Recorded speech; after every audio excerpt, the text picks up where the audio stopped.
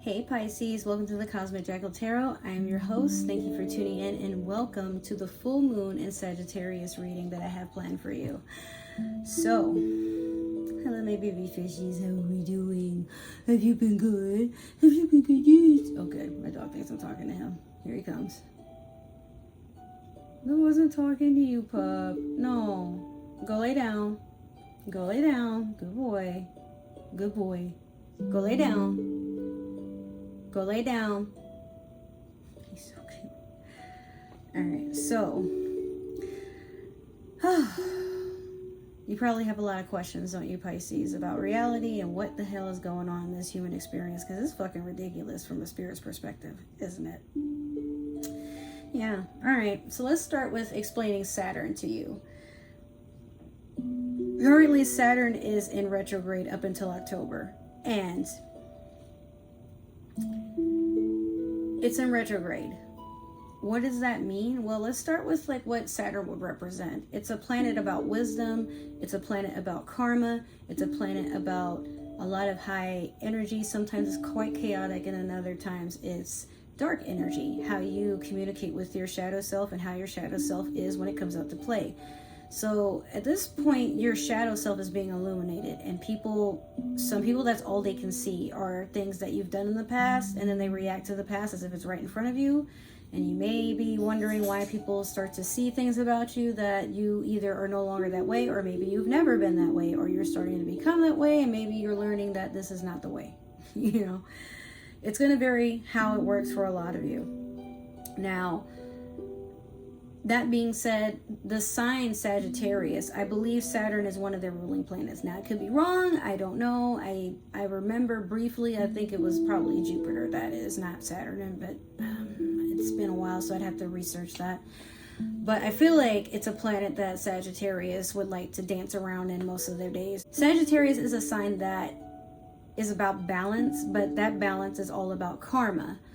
And Sagittarius will be a sign that does not give a fuck about karma. They go through good, they go through the bad, and they just conjoin it. They don't concern themselves on whether or not they're a good person or a bad person. It's all about what matters and makes sense to them, which with their shadow self, sometimes they can be thought of as narcissistic, egotistical, a person that's extremely spontaneous, very dangerous, and sometimes just has no regard for others, kind of like a psychopath. But I'm not saying that's what I think about Sagittarians, just saying that their shadow self will typically simulate that these energies are truthful to them. Like, this is when you see a Sagittarius walk by, you are very, very nervous, and you don't know why. At least not right then and there. Maybe you don't even know they're a Sagittarius. But again, not that I feel that Sagittarians are evil, conniving people. Just saying that sometimes they can be perceived that way very often by others. So, maybe you have Sagittarius in your chart. Maybe there's Sagittarius in you or around you. And when I say in you, I don't know if I meant in that way or not. But I didn't mean to say it like that either. So, I don't know. Take what you can from what I'm saying. I see 1:11 on the clock, so this is going to resonate for some of y'all, all right? This comes into play because, like I said, people are going to take notice of some dark things that they either see in you because they don't want to work on it for themselves, or that you have probably made habit of. I don't want to say that this is who you were, because you're allowed to change. But for some of you, you've woken up to understanding that your past is your past. It can no longer hurt you, and you no longer give it any energy or authority into how it's going to label you for the rest of your life. It's a lesson and nothing more. And then there's some of you who are waking up to understanding that that is literally how the world works, where you unlearn things so you can learn new things, and then you take your strengths and make them stronger, and your weaknesses, and you either remove them or you just pay them less attention, and eventually with enough repetition of trying to work on yourself, you don't do these things anymore, but people expect them from you. But sometimes it's about them, you know. So let's hop into your Moonology manifestation. Let's see what I can get for you guys.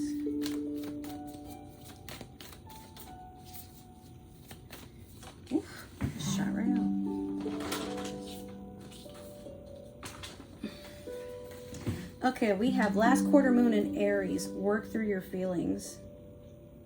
Yeah, Pisces, we can be very deep, but sometimes we can be very deep in our emotions. And we can be emotional signs, but sometimes our emotional self is because of a lot of stilled anger or resentment, a lot of feeling like we have to repress how we really feel, and sometimes we just let it all out at the wrong time. Aries is a sign about a lot of spontaneous energy, but so is Sagittarius, because they're both fire signs, you know what I mean? But I feel like a lot of you are going to fly off the handle and just start saying things in the heat of the moment, and then worry that people are going to hold them over your head for the rest of your life. If they do, there's nothing you can do about that. What you can do is work on not being a person that fits that description. Not that it matters how people perceive you, but if you know what your intentions are, you know what you were trying to say, then it's truthful only to you. How others take it is not your business. It's not even your fault half the time. But yeah, Pisces, I feel like people feel like you are a person that likes to be a victim, or you like to you refuse to grow. You're very stuck in your comfort zone. But what people don't see is the work that you do internally. When you meditate, when you are writing in your journal, when you're doing your shadow work, doing your breathing exercises, doing your meditations, the work and effort that you do in the comfort and sacred space of your own self, that is between you and yourself, you know. And if people can't see that, then it's not really on you to keep trying to prove them wrong. And we do get caught up in that. We don't want people to see us as something, so we keep working and pushing and trying so hard to be thought of as something else, when this is just not who we are. And if we want others to accept that, we have to accept it for ourselves first, you know. That doesn't mean you prove it to others. It means you believe it for yourself. You don't even have to prove it to yourself. You just know. All right. So last, we're going to go in with the Super Attractor deck. If you're new to watching my moon readings, the moon readings are going to be shorter. So this reading is going to pretty much apply and be relevant to most of you until the new moon comes. But for some of you, it can be timeless. You can tune into it whenever it seems like it fits you, or it's calling out to you. Then that means it's for you. I don't make the rules, all right? That's just how it works. So yeah, and this is all about what you're meant to gain from this, not what are the consequences of your actions. For some of you, it is that, you know, but for others of you, it's just stuff that you got to work on for yourself. And be proud of the fact that you are willing to work on it. Otherwise, you'd just be the same crusty old person you always are. You always will be. Here we go. It's good to feel good. You got to set yourself up to do things that make you feel good. Some of you have been like working at a job that you absolutely cannot stand, but understand that you're tolerating it because of the pay, but it's not what you want to do for the rest of your life. And some of you are waking up to the fact that you can leave something that no longer serves you at any time and walk right into what you have been looking for your entire life, what you've been craving, what you've been fiending after. Some of you, like, you wake up and you go to sleep, and the first thing or the last thing that you can think of is maybe you have a book that you want to write and produce to the world. Maybe, like me, you want to start a YouTube. For some of you, you want to be a famous streamer. Some of you don't even really care for fame. Maybe you want to start making a garden. Maybe you want to buy land. Maybe you want to finally just go take a vacation or try that new food that you saw on social media. But we keep tricking ourselves into thinking everything needs to be done in time, or it needs to be a special occasion that we have to like spend all this money on or whatever. And it's not. Sometimes it's just for the sake of experience. If it feels right, then go for it. I'm so serious, just go for it. Legally, whatever it is, please. I don't want to see it on the news. Unless it's something good. It's okay. It's okay to release what is no longer meant to be in your life anymore, and release the person you used to be, what people perceive you as. Like, it's gone now. It's done. And this Saturn retrograde, for your next reading, I can already tell a lot of you are just going to be working on what makes you a stronger, happier, healthier person. So if you feel the need to get emotional, make sure that you're expressing it to yourself first, so that when you leave and you walk away from that space of making up your mind. How do you really feel? You have no regrets when you finally let it all out. But don't be afraid to make that jump, whatever it is. All right. So that's your reading. I hope it resonated, Pisces. Thank you for tuning in. Make sure to like, share, subscribe, follow, comment down below. Let me know how you feel, what you're expecting, what you want to see more of, what you hope for. Let me know that it resonated. If it didn't, that's totally okay. Maybe another Pisces is meant to watch this, or somebody with Pisces in their chart. But if you're watching for a Pisces, I don't need to know. That's none of my business.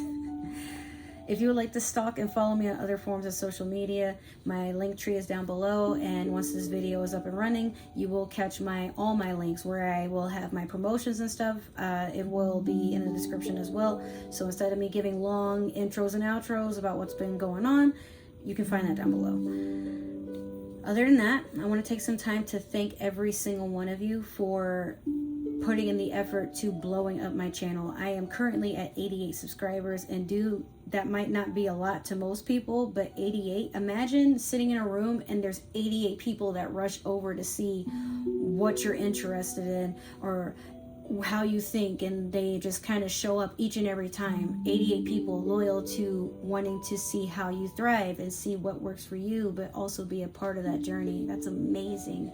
You guys are slowly becoming my family. I wish you'd talk to me more, but if I can get to 90 to 100 subscribers by the end of this week, that would be amazing. But my ultimate goal before the end of the summer is to get to 500 subscribers. Reason why is because that is how I can unlock the community tab. And from then on, we can make this place interesting, innovative, and interactive. And everybody can put in their 2 cents, and we can do contests and giveaways and all this neat stuff. But we really got to make this an effort. So it's not just me, like we all got to pitch in and do this stuff, you know. This is a team, this is a community. Other than that, yeah, I just want to say thank you so much for showing up at each and every time to just give me your full support. I really appreciate that. So I'll see you guys in the next reading. Take care. I love you. And yeah.